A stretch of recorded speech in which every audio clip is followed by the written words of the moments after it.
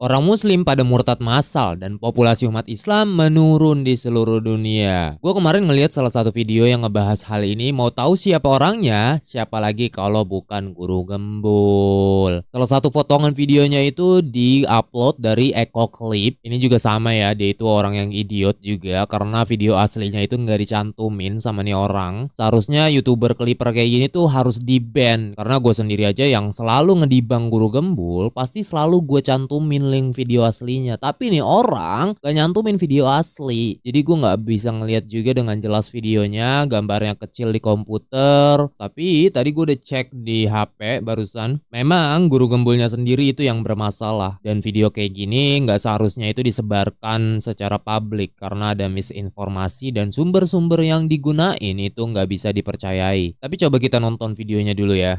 Angka statistik kaum muslimin di seluruh dunia itu mulai cenderung bergerak ke arah penurunan. Ini juga bisa kita lihat dalam survei di negara-negara yang lebih spesifik. Misalkan di Saudi Arabia itu ada sekitar 20% orang yang sudah meninggalkan Islam. Oke, gue stop dulu videonya di sini ya. Ini si Franco Mobile Legend yang nggak bisa bahasa Inggris tapi so tahu, dia itu nggak mau lihat sumber tulisan aslinya, tapi langsung narik kesimpulan. Dia bilang itu gimana umat muslim di seluruh dunia itu menurun, ngambilnya dari Pew Research yang di sana cuma ngebahas terkait populasi muslim, bukan bahasan pemurtatan. Kalau lo lihat di situs Pew Research-nya langsung, lo baca dari atas sampai bawah, Pew Research-nya sendiri bilang umat Islam itu tetap meningkat, tetap mendominasi. Hanya saja melambat laju peningkatannya karena faktor penurunan fertilitas dan segala macamnya. Ini dari analisis proyeksi yang digunain, penurunannya itu terkait kesuburan umat Islam. Lalu juga ada orang yang meninggal di antara umat Islam dan juga faktor migrasi orang Islam yang membuat laju peningkatannya itu menurun. Bukan populasinya yang menurun tapi lajunya. Dan juga dia itu mau ngomongin terkait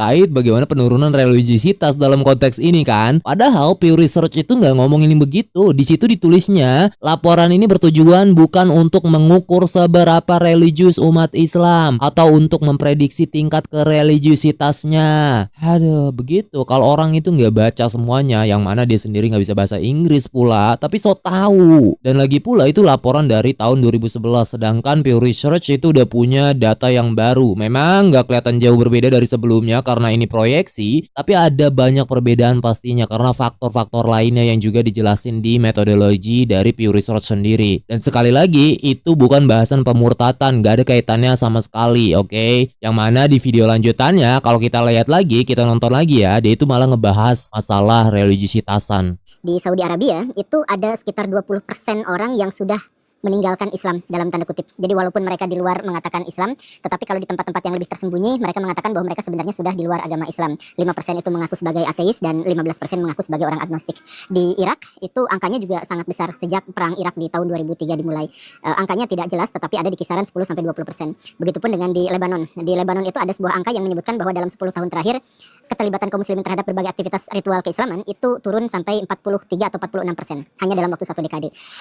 Dan kemudian kita juga bisa melihat di Iran di mana masjid-masjid ditinggalkan dan sebagainya. Bagaimana ceritanya dengan di Indonesia? Ya, di Indonesia juga penurunannya cukup bisa dilihat. Jadi kalau Baraya mengetahui sebelum tahun 1980-an populasi kaum muslimin itu di atas 90%, tetapi sekarang di bawah 90%. Oke ya kan, jadi dia itu malah ngelanjutin ngomongin contoh pemurtatan di negara-negara Arab kayak di Saudi Arabia contohnya ya. Jadi dia itu ngebahas masalah kereligiositasannya yang menurun, yang mana nggak ada kaitannya dengan studi Pew Research yang dibawain barusan. Dan dia itu ngambil dari sumber-sumber berita. Aduh, makanya jangan ngambil sumber dari berita-berita, apalagi dari BBC atau CNN.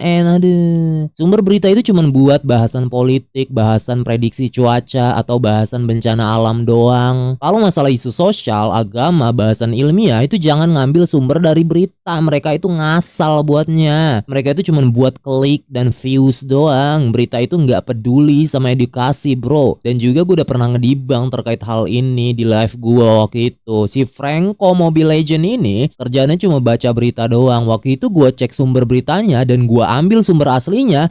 Pas gue baca semuanya, itu malah ngebantah asumsi dia sepenuhnya. Dan tadi dia juga ngebahas masalah Iran, pemurtatan terjadi di sana, penurunan dan segala macamnya. Jujur gue itu nggak peduli sama sekali terkait masalah sosial di sana, oke? Karena pertama ya gue itu Sunni, nggak ada kepentingan ngomongin Syiah karena mereka itu nggak gue anggap sebagai orang yang merepresentasikan Islam. Jadi bodo amat. Dan lagi pula terkait Iran, kita itu udah pada tahu bahwa ada peperangan ideologi dan politik antara orang-orang Barat dengan Iran. Bahkan gue ngeliat sendiri di website pemerintahan Amerika, mereka itu malah membahas masalah religiusitasan di Iran, dan di website demokratik lainnya juga mengatakan hal yang serupa. Ini jadi masuk perang ideologi politik mereka, dan orang-orang tolol doang yang pada mau ikut campur atau menganggap hal ini sebagai hal yang serius. Tapi intinya lo itu mau bilang pada dasarnya ya udah oke, penurunan dan segala macamnya, pemurtatan itu terjadi di dunia Arabnya ya kan, kayak di Irak tadi disebut dan segala macamnya. Dan juga lo bilang itu tadi sebelumnya terjadi di Saudi Arabia, atau ambil sampelnya ya negara-negara teluknya aja lah ya. Ini menurut gua klaim yang cukup berani karena pertama mereka itu nggak di bawah sistem negara dan politik yang sama kayak di Barat atau di Indonesia sendiri, yang mana kita itu bebas bisa bicara apapun. Jadi untuk tahu individu mana yang murtad itu mustahil karena ada hukum yang berlaku di sana. Orang Islam aja pada dipenjarain di sono, apalagi orang yang murtad. Jadi jelas mereka itu pasti pada menutup diri dan nggak bakal ke expose dengan data.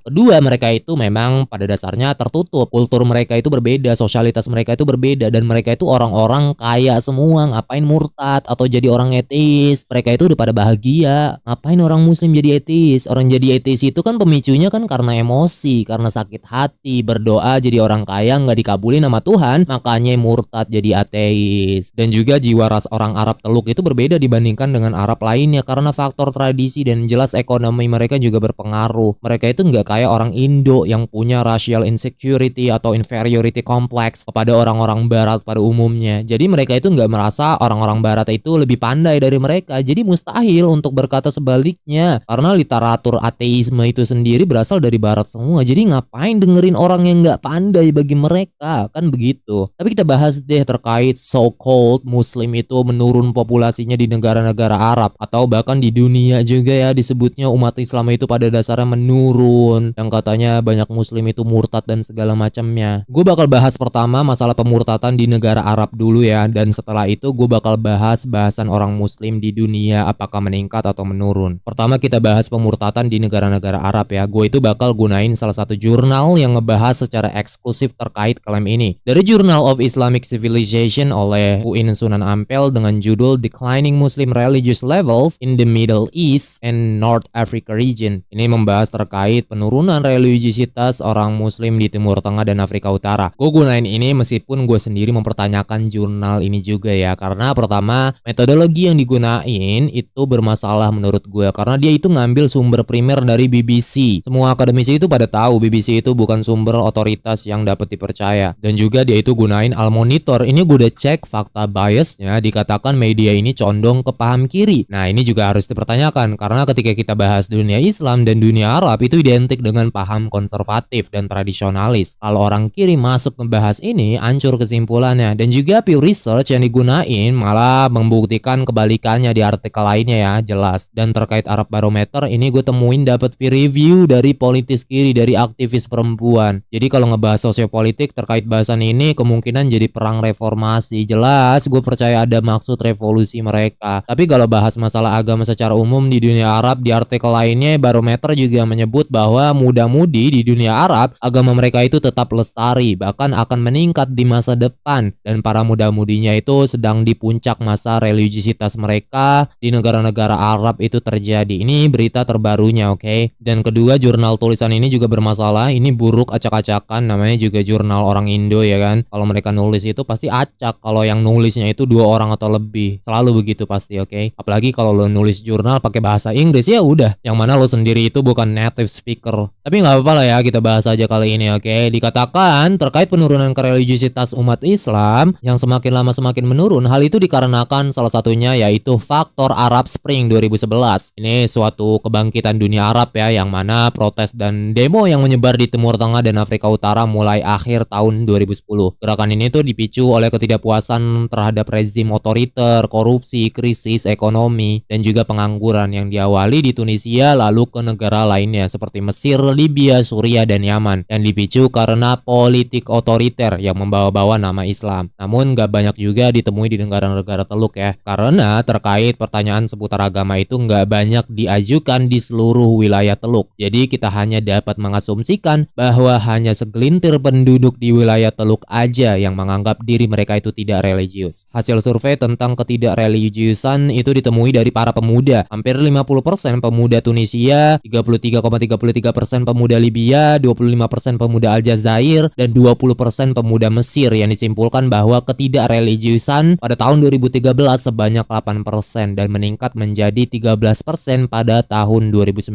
Dan pada tahun 2011 kepercayaan masyarakat terhadap partai politik bernuansa agama juga mulai turun lebih dari sepertiga hingga 15%. Bahkan masyarakat di kawasan Timur Tengah dan Afrika Utara telah kehilangan kepercayaan terhadap gerakan-gerakan Islam. Hal ini ditunjukkan berdasarkan hasil survei yang menyebutkan bahwa kepercayaan ini turun dari 35% pada tahun 2013 menjadi 20% pada tahun 2018. Hilangnya kepercayaan ini menunjukkan bahwa politik di kawasan tersebut telah bergeser. Tapi itu diambil dari sumber Arab Barometer ya, yang bilangnya keyakinan terkait politik dan gerakan-gerakan Islam di dunia Arab itu pada menurun. Dan juga survei terkait tren ini paling banyak itu ditemui di masyarakat Tunisia yang mengalami penurunan paling besar yang dikatakan akan lebih banyak sekuler pada tahun-tahun berikutnya. Tetapi itu tidak berlaku bagi mayoritas penduduk di wilayah Arab lainnya, yang mana 77% penduduk itu masih pada sholat, 50% penduduk masih membaca atau mendengarkan Al-Quran setiap harinya, dan 66,67% pria masih pergi ke masjid. Kegiatan keagamaan ini akan terus berlanjut selama bertahun-tahun yang akan datang, karena bagi mayoritas warga di wilayah Arab, praktik keagamaan itu dianggap sangat penting. Jadi bahasan konteks terkait penurunan kepercayaan ini yaitu terkait kepercayaan para pemimpin agamanya dan pemerintahan Islamnya, bukan kepada keyakinan terhadap Tuhan dan agamanya. Dan studi tersebut juga tidak menjelaskan tingkat religiusitas orang muslim di wilayah-wilayah tersebut, melainkan hanya menyajikan jumlah tingkat data tentang betapa banyak muslim yang ada di wilayah tersebut. Lalu juga di Irak dikatakan orang-orang yang memiliki kekurangan kepercayaan pada politik Islam dilaporkan lebih menganut paham komunisme. Ini dilaporkan juga dari Arab Barometer. Dan studi lain ditemui dari berita-berita dan perdiskusian di aplikasi daring seperti Twitter. Banyak orang itu mempertanyakan keyakinan agama dan terjerumus kepada ateisme. Tapi ini itu dipertanyakan, yang ngelakuin itu umat Kristen Arabnya atau bukan? Karena ditulis di sini orang Kristen Arab itu punya kecenderungan tidak menyukai Islam dibandingkan dengan ateisme. Jadi jelas kita itu nggak bisa memastikan siapa orang yang menulis di sana, apakah itu muslim beneran atau bukan. Dan sekali lagi juga ini ditemui di antara para anak-anak mudanya di Tunisia dan sekitarnya ya, bukan secara global pada dunia Arabnya. Lalu riset lain dilakukan oleh BBC dan Arab Barometer, ini dua sumber yang bermasalah juga ya. Mereka menyatakan bahwa pada tahun 2013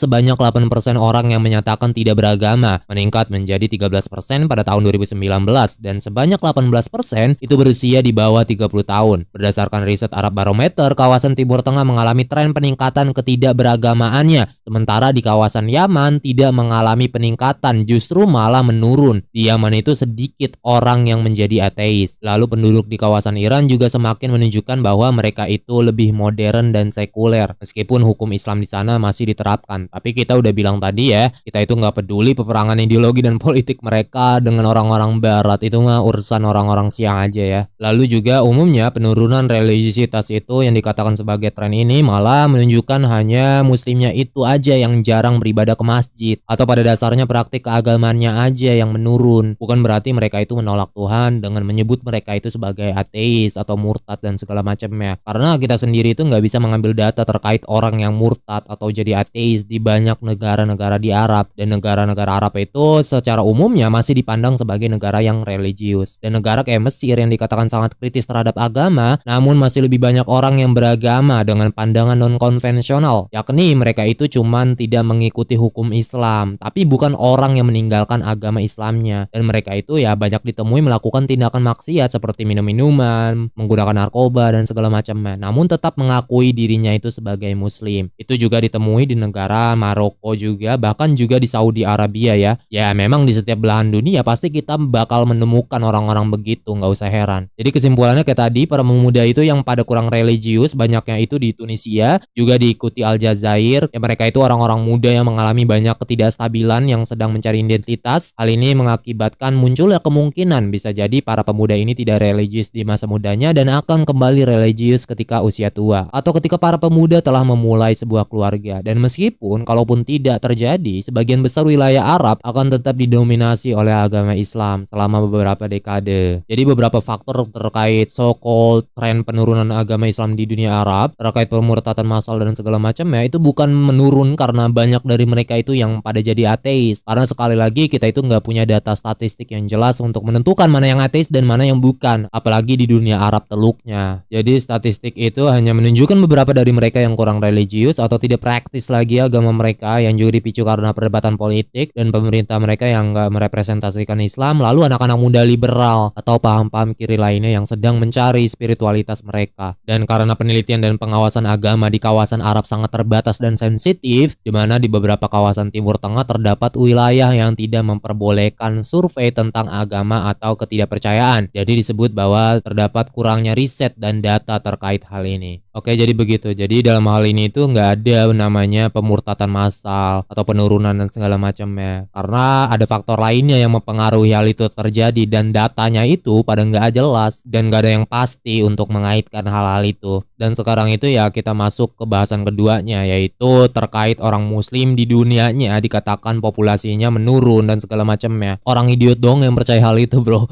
Karena studi-studi itu pada berkata sebaliknya, oke? Lo buka tiap platform media sosial dengan bukti primernya langsung, orang-orang itu pada berbondong-bondong masuk Islam. Ada ribuan testimoni kita dapetin dari media sosial yang di-share. Itu orang-orang yang punya media sosialnya doang dan menge-share cerita mereka yang pada pindah ke Islam. Apalagi yang nggak pada punya media sosialnya dan nggak pada nge-share, itu makin banyak lagi. Dan study-study juga berkata hal yang sama. Tadi dari Pew Research, The Future of World Religions, Population Growth Projection 2010 to 2050, terkait mengapa jumlah umat muslim meningkat pesat dan jumlah umat non-muslim menurun di populasi dunia. Umat muslim itu meningkat di tahun 2050 menyaingi orang Kristen di seluruh dunia, yang mana mereka itu sendiri sangat ekstrim mengalami penurunan. Dan juga orang-orang etis, agnostik, orang-orang yang tidak beragama juga ikut menurun. Dan nanti setelah 2050 kemungkinannya umat Islam akan dapat melebihi populasi umat Kristen. Lalu juga dari studi terbarunya oleh Pew Research tahun 2025, Around the World Many People Are Leaving Their Childhood Religions, dari survei di 36 negara yang menemukan bahwa agama Kristen dan Buddha mengalami penurunan. Agama Kristen itu dikatakan yang paling banyak mengalami penurunan. Orang-orang itu pada meninggalkan agama mereka, rasionya itu 20-an banding 1 yang terjadi di negara-negara Eropa. Lalu di bagian 4 section Islam, di sini dijelasin berapa banyak orang yang meninggalkan Islam dan bergabung dengan Islam di seluruh dunia. Dari sampel 13 negara, orang-orang dewasa itu kurang dari 3% yang meninggalkan Islam ataupun juga bergabung dengan Islam. Dari beberapa negara yang disurvei kayak di Bangladesh, mereka itu tetap menjadi muslim. Di Indonesia juga dan seterusnya. Persentasinya itu 100%, semuanya itu pada muslim. Lalu terus gimana dengan para mualaf yang pada masuk Islam? Itu banyak banget, oke? Di beberapa negara itu paling banyak ya dari Amerika yang pada mualaf, baik dari ateis ataupun dari agama-agama lainnya. 1/5 muslim di Amerika itu mengatakan mereka itu dibesarkan non-muslim lalu jadi mualaf. Sebagian besar dari mereka mengatakan mereka itu dibesarkan sebagai orang Kristen, ada 13%. Dan di situ persentasinya ada 20% pada masuk Islam dari non-afiliasi. Terus ada 17% dari agama lainnya. Itu terjadi di Amerika, lalu diikuti dari negara-negara Afrika. Ini belum termasuk negara-negara di Eropanya ya. Itu studi dari Pew Research-nya yang terbaru ya. Ini institusi yang sangat jujur, oke? Karena dia itu nggak banyak ngambil sampel di negara-negara Arab karena percuma, oke? Negara-negara Arab itu tetap dianggap sebagai negara-negara muslim by default. Jadi nggak ada istilahnya murtad massal atau apapun itu omong kosong doang. Ya sekali lagi karena untuk mengambil sampel per individu itu mustahil di negara-negara Arab apalagi di teluknya ya. Jadi kayak Pew Research itu kebanyakan ngambil sampel negara muslim itu dari Southeast Asia atau South Asia sendiri kayak Indonesia, Bangladesh dan sekitarnya, oke? Tapi juga ada bahasan Pew Research terkait agama di Timur Tengah Tengah dan Afrika Utara yang ternyata mengatakan malah sebaliknya. Ini juga data terbarunya pada Juni 2025. How the global religious landscape changed from 2010 to 2020. Umat muslim itu tumbuh paling cepat sedangkan umat Kristen tertinggal dalam pertumbuhan populasi global. Di section 12-nya, agama di Timur Tengah dan Afrika Utara disebutkan bahwa di antara 2010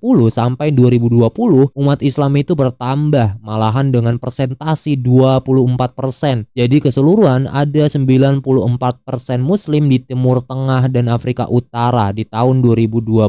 Dan di Lebanon umat Kristennya yang malah menurun berbanding terbalik dengan umat Islam yang naik jadi 68%. Ya kemungkinannya itu ada faktor karena imigran Suriah salah satunya, tapi kalau umat Kristen itu tetap pada penurunannya tanpa faktor lainnya. Lalu di Oman dikatakan populasi umat muslim itu turun di sana. Cuman di sini tuh nggak dijelasin itu karena faktor apa. Apakah itu karena perpindahan agama atau karena orang-orang Oman itu pada meninggalkan negara mereka. Itu jadi nggak dijelasin di sini. Dan umat Hindu juga Kristen itu meningkat di Oman karena faktor imigran yang masuk ke negara Oman yang mana menyumbang sebagian besar populasi di sana. Nah, ini gue nemunya data ini doang ya. Sisanya itu banyak yang bercampur bahasannya karena Pew Research itu kalau ngebahas itu bener-bener banyak banget, bro. Tapi udah jelas data-data dari Pew Research itu sifatnya itu proyeksi bukan prediksi, dan dia itu akan selalu mengatakan bahwa umat Islam itu adalah agama yang paling cepat pertumbuhannya di setiap dunia. Dan juga data-data yang lainnya juga banyak, oke, sumber-sumber lain yang ngebahas hal-hal ini. Ada salah satu buku studi antropologi yang ngebahas fenomena mualaf di Eropa dari Profesor Ezra Ozurek, dipublish oleh Princeton University. Judulnya itu Being German, Becoming Muslim, Race, Religion, and Conversion in the New Europe. Dari intronya itu dikatakan setiap tahun semakin banyak orang Eropa termasuk Jerman yang memeluk Islam. Diperkirakan kini terdapat hingga 100.000